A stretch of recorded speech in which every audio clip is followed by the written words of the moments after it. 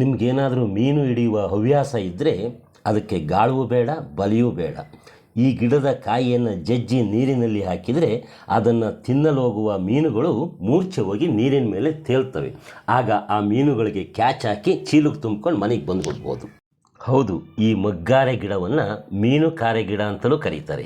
ಪರ್ವತ ದಾಳಿಂಬೆ, ಬೂದುಗಾರೆ, ಮದನ್ ಫಲ ಇತ್ಯಾದಿ ಹೆಸರಿನಿಂದ ಕೂಡ ಕರೀತಾರೆ. ಕಾರೆ ಗಿಡಗಳಲ್ಲಿ ಇದೂ ಒಂದು ವಿಧವಾಗಿದ್ದು ಕ್ಯಾಟುನೆರೆಗಮ್ ಸ್ಪಿನೋಸಾ ಅನ್ನೋದು ಇದರ ಸೈಂಟಿಫಿಕ್ ನೇಮು. ತುಂಬ ಚೂಪಾದ ಮುಳ್ಳುಗಳಿಂದ ಕೂಡಿದ ಈ ಗಿಡ ಚಿಕ್ಕ ಪೊದೆಯಂತೆ ಬೆಳೀತದೆ. ಮಾರ್ಚು ಜೂನ್ ಅವಧಿಯಲ್ಲಿ ಇದು ಹೂ ಬಿಡ್ತದೆ. ಹೂವುಗಳು ಮೊದಲು ಮಗ್ಗಾಗಿದ್ದು ಆ ಮಗ್ಗು ಅರಳುವಾಗ ಈ ಗಿಡದ ಸುತ್ತ ಘಮ ಅನ್ನೋ ವಾಸನೆ ಬರ್ತಿರ್ತದೆ. ಆ ಹೂವು ಅರಳಿದಾಗ ಬಿಳಿ ಬಣ್ಣದಲ್ಲಿರ್ತದೆ. ಅದು ಸ್ವಲ್ಪ ಮಾಗಿದರೆ ಯೆಲ್ಲೋ ಬಣ್ಣಕ್ಕೆ ತಿರುಗ್ತದೆ. ಈ ಮಗ್ಗಾರೆ ಗಿಡ ಕೂಡ ಪಾರಂಪರಿಕವಾಗಿ ಒಂದು ಔಷಧೀಯ ಸಸ್ಯವಾಗಿದ್ದು ಇದರ ಬೇರು, ಕಾಂಡ, ತೊಗಟೆ, ಹಣ್ಣು ಔಷಧಿಯಾಗಿ ಬಳಕೆಯಾಗ್ತದೆ.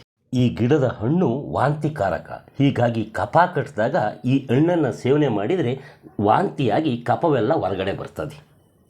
ಈ ಗಿಡದ ಹಣ್ಣು ವಾಂತಿಕಾರಕ ಅಂತ ಹೇಳಿನಲ್ಲ, ಹೀಗಾಗಿ ಇದನ್ನು ಕಾರಣವಿಲ್ಲದೆ ತಿನ್ನಬಾರ್ದು. ಅಸ್ತಮ ರೋಗಿಗಳು ಈ ಗಿಡದ ಹಣ್ಣನ್ನು ಬೇಯಿಸಿ ಅಥವಾ ಕೆಂಡದ ಮೇಲೆ ಸುಟ್ಟು ತಿಂದರೆ ಅಸ್ತಮ ನಿಯಂತ್ರಣಕ್ಕೆ ಬರ್ತದೆ. ಈ ಗಿಡದ ತೊಗಟೆಯಿಂದ ಕಷಾಯವನ್ನು ಮಾಡಿ ಆ ಕಷಾಯದಿಂದ ಗಾಯಗಳನ್ನು ತೊಳೆದರೆ ಬೇಗನೆ ವಾಸಿಯಾಗ್ತವೆ. ಹಾಗೆ ಆ ತೊಗಟೆಯ ಕಷಾಯವನ್ನು ಸೇವಿಸೋದ್ರಿಂದ ಬೇದಿ, ಅತಿಸಾರ, ರಕ್ತಭೇದಿ ನಿಯಂತ್ರಣಕ್ಕೆ ಬರ್ತದೆ. ಮತ್ತು ಈ ಪ್ರೇಮ ವೈಫಲ್ಯ, ಸಾಲಬಾಧೆ, ಸಂಸಾರಿಕ ಕಲಹದಿಂದ ಯಾರಾದರೂ ಆತ್ಮಹತ್ಯೆ ಮಾಡ್ಕೊಳ್ಳಿಕ್ಕೆ ವಿಷ ಸೇವಿಸ್ತಾರಲ್ಲ, ಆಗ ಇದರ ಕಾಯಿಯನ್ನು ಜಜ್ಜಿ ಅವ್ರಿಗೆ ತಿನ್ನಿಸಿಬಿಟ್ರೆ ತಕ್ಷಣ ಅವ್ರಿಗೆ ವಾಮೆಂಟ್ ಆಗಿ ವಿಷವನ್ನು ಕಕ್ತಾರೆ. ಮತ್ತು ಈ ಹೊಟ್ಟೆಯನ್ನು ಇದು ತುಂಬ ವಾಶ್ ಮಾಡ್ತದೆ.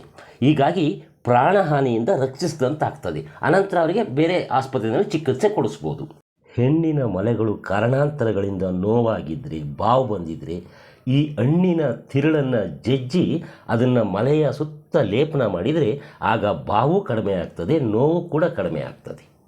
ತಲೆಯಲ್ಲಿ ಏನಾದರೂ ಹೇನುಗಳ ಕಾಟ ಇದ್ದರೆ ಈ ಹಣ್ಣಿನ ರಸವನ್ನು ತಲೆಗೆ ಹಚ್ಚಿ ಸ್ವಲ್ಪ ಹೊತ್ತು ಬಿಟ್ಟು ಸ್ನಾನ ಮಾಡೋದರಿಂದ ಆ ಹೇನುಗಳು ಸರ್ವನಾಶವಾಗಿ ಹೋಗ್ತವೆ.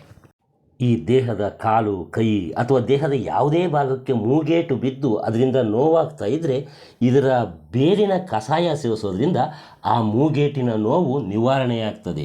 ಮತ್ತು ಮೂಳೆಗಳ ನೋವುಗಳು ಕೂಡ ಗುಣಮುಖವಾಗ್ತದೆ. ಈ ನಮ್ಮ ಹಳ್ಳಿಗಳಲ್ಲಿರುವಂತಹ ಪಾರಂಪರಿಕ ವೈದ್ಯರು ಇದರ ಎಲೆಗಳಿಂದ ಜ್ವರಕ್ಕೆ ಔಷಧಿಯನ್ನು ಮಾಡಿಕೊಡ್ತಾರೆ. ಇಷ್ಟಾಗಿಯೂ ಕೂಡ ಈ ಗಿಡ ಸ್ವಲ್ಪ ವಿಷಕಾರಿ. ಹೀಗಾಗಿ ಸೂಕ್ತ ವಿಧಾನದಲ್ಲಿ ಮಿತವಾಗಿ ಬಳಸಬೇಕು. ಅಂದರೆ ಈ ಗಿಡಮೂಲಿಕೆ ತಜ್ಞರನ್ನು ಸಂಪರ್ಕಿಸಿಯೇ ಈ ಗಿಡವನ್ನು ಔಷಧಿಯನ್ನಾಗಿ ಬಳಸ್ಕೊಳ್ಬೇಕು. ಇದು ಸ್ವಲ್ಪ ವಿಷಕಾರಿ ಅಂದ ಕೂಡಲೇ ಅದರಿಂದ ತುಂಬ ಭಯಪಡೋ ಅಗತ್ಯ ಇಲ್ಲ. ಯಾಕೆಂದರೆ ಕೆಲ ಬುಡಕಟ್ಟು ಸಮುದಾಯದ ಜನರು ಇದರ ಹಣ್ಣನ್ನು ಆಹಾರವಾಗಿ ಕೂಡ, ಅಂದರೆ ಅದನ್ನು ಹುರಿದು ಎಣ್ಣೆಯಲ್ಲಿ ತೇಲಿಸಿ ತುಂಬ ವಿಶಿಷ್ಟ ಆಹಾರ ಕ್ರಮವನ್ನಾಗಿ ಕೂಡ ರೂಢಿಸ್ಕೊಂಡಿದ್ದಾರೆ.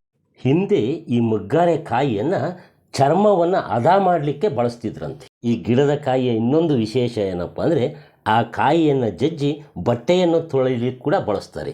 ಅಂದರೆ ಇದರ ಕಾಯಿಯ ಪುಡಿಯನ್ನು ಬಟ್ಟೆಗೆ ಹಾಕಿದರೆ ಈ ಸೋಪಿನಂತೆ ನೊರೆ ಬರ್ತದೆ. ಆಗ ಬಟ್ಟೆ ಕೂಡ ಕ್ಲೀನ್ ಆಗ್ತದೆ ಅಂತೇಳಿ ತಮಿಳುನಾಡಿನಲ್ಲಿ ಹೆಚ್ಚು ಬಳಸ್ತಾರೆ ಅಂತ ಹೇಳ್ತಾರೆ. ನಿಜಕ್ಕೂ ಈ ನಿಸರ್ಗದಲ್ಲಿರುವ ಈ ಸಸ್ಯ ಸಂಪತ್ತಿನ ಬಗ್ಗೆ ಎಷ್ಟು ತಿಳಿದ್ರೂ ಮುಗಿಯಲ್ಲ ಕಣ್ರಿ. ನಾಳೆ ಇನ್ನೊಂದು ವಿಡಿಯೋದಲ್ಲಿ ಇನ್ನೊಂದು ಗಿಡದ ಬಗ್ಗೆ ಮಾತಾಡೋಣ. ಅದಕ್ಕೆ ಮುಂಚೆ ಈ ವಿಡಿಯೋಗೊಂದು ಲೈಕ್ ಮಾಡಿ, ಮತ್ತು ನಿಮ್ಗೆ ಅನಿಸಿದ್ದನ್ನು ಕಾಮೆಂಟ್ ಮಾಡಿ. ನೀವು ನೋಡುತ್ತಿರುವ ನೇಟಿವ್ ನೆಸ್ಟ್ ಯೂಟ್ಯೂಬ್ ಚಾನಲ್ಗೆ ಇನ್ನೂ ಸಬ್ಸ್ಕ್ರೈಬ್ ಮಾಡ್ಕೊಂಡಿಲ್ಲ ಅಂದರೆ ದಯವಿಟ್ಟು ಸಬ್ಸ್ಕ್ರೈಬ್ ಮಾಡ್ಕೊಳ್ಳಿ. ಈ ವಿಡಿಯೋವನ್ನು ಶೇರ್ ಮಾಡಿ. ಎಲ್ರಿಗೂ ನಮಸ್ತೆ.